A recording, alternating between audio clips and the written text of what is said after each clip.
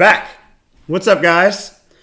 Mike Frank with Berkshire Hathaway, Frank Oliver and Company, coming to you again to talk a little bit about DIY to your home. So do it yourself to your home. People often are trying to build and buy the nicest and best thing in the market. And it's often missed how easy some of these DIY projects are. So people walk into these beautiful homes, and these beautiful homes are totally done, top of the market, absolutely the best thing that you can buy. And it's like, hey, it's so easy to just take this to become that. Simple. All right, but before we go down that road, a bunch of things happening. So we have another home buyer event. We've been having a lot of success with these lately. If you know somebody that might be interested, July 2nd. We're doing a weeknight this time. I think it's at 5 o'clock. To be confirmed. July 2nd, we're having a virtual home buyer event. Everything is done online. Myself, a lender, title company. We're hoping to get a home inspector there to give a little bit of information there and insight to those people. And anybody that's interested, register, sign up, and we look forward to seeing you. Last week, 3 buyers received their keys to their new home. Really exciting, and we're very excited to share with them the opportunity to buy their new home and explore their dreams. Very happy for them. We have 4 more settlements this week, 2 more, I think, on the Monday following. That's going to make us up to 9 in like a 10-day span. Pretty crazy. So very excited for everybody that we're working with. And for all those naysayers out there, real estate is moving. COVID is happening. It's a very real thing. We totally understand and appreciate that, but everybody's moving and we're making a lot of things happen for our clients. All right. So DIY, super simple stuff. Even my sister did this.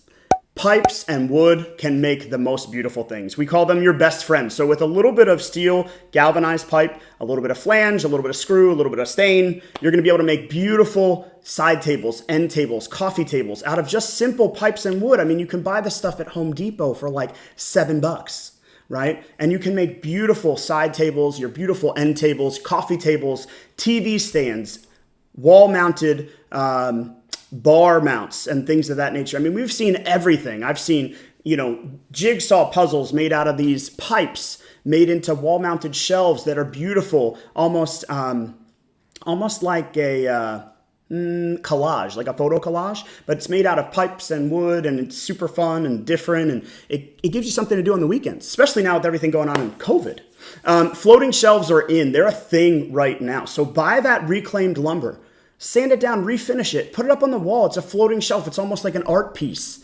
People take away the value of going to buy a $40 shelf from Lowe's when you can buy a $20 piece of lumber reclaimed from a secondhand store and give somebody an opportunity that they didn't have before. You can make these beautiful floating shelves. So if you don't like the look of cabinets or maybe a built-in bookshelf or an IKEA shelving system, go buy a piece of reclaimed lumber, cut it down, finish it, put it up on the wall. It's beautiful, right?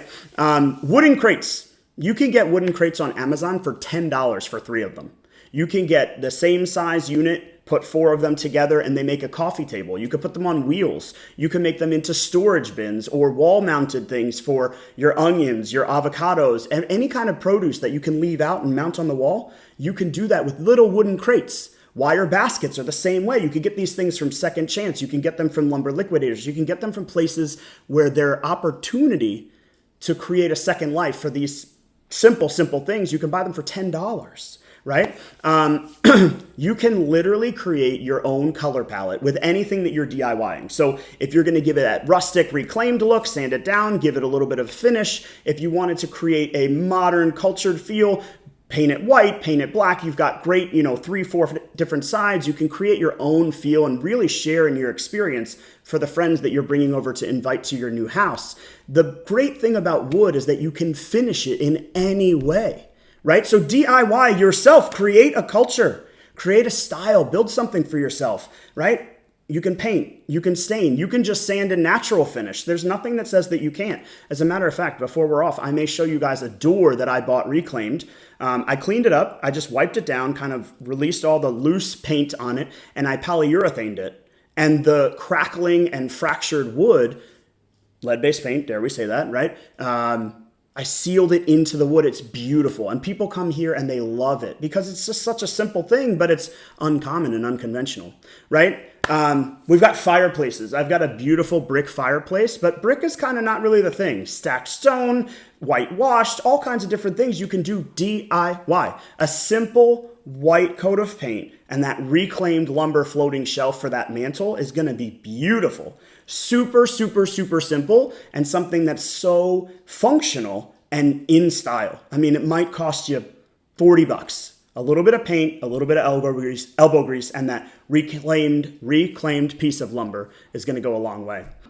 Let's see. We've also seen other DIY projects where people have taken stained glass from another building, brought it into their home, mounted it to their window, or made a window out of that stained glass. We've seen DIY taking bourbon barrels and wine barrels and making them into outdoor tables. We've seen DIY fire pits, DIY bathroom renovations. I mean, anything that you can think of could become the simplest weekend project.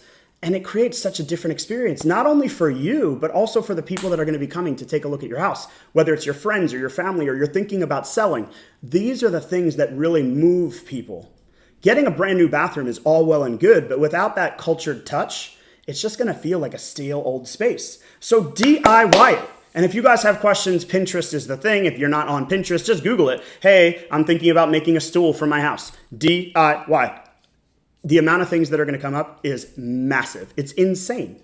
So what I love to do DIY is culture, create, and design. What you may love to do DIY is just take somebody else's thing and mount it to your wall. I mean, DIY pallets. We saw a American flag pallet. All it was, pallet turned on its side, painted blue, red, white, red, white, red, white, red, white, a little bit of stars, and then they mounted it to the outside of the house. Might have cost them $10. Maybe. But it's so much fun and it gives the house so much culture. It's fun and these things are easy. Guys, if you haven't DIY'd yet, it is so much fun. It gives you so much energy. It gives me energy. And I hope it helps you guys in the future as you guys consider moving forward. As it pertains to real estate, does DIY help you, hurt you? Let me tell you, if you do things the right way and you're not messing with your MEPs, your mechanicals, your electrical, and your plumbing, and you're not causing any kind of damage to anything that might be needed to be permitted, or you're not building something like a deck without plans or without permits, DIY the sin out of it. It's when people go overboard and they start doing DIY bathrooms. And then all of a sudden, it's not really up to code, or it's not properly draining, or the plumbing doesn't have a vent, or something silly, it gets into a problem. But if you're going to DIY a fireplace, or you're going to DIY floating shelves, do it. People love it. And those are the things that help sell homes. Not a whole lot happening around Baltimore right now. Obviously, restaurants are open 50% down in the city. We just opened last weekend. We've got restaurants in the county. We've got everything happening. Slowly but surely, parks and open spaces are opening up. So guys, enjoy the space that we have. I love our city and all of the space around it. I definitely look forward to catching up with you soon. Talk to you. Thanks for watching. Make sure you like and subscribe for weekly content. Also, check out our social media pages. The links are in the description below. See you next week.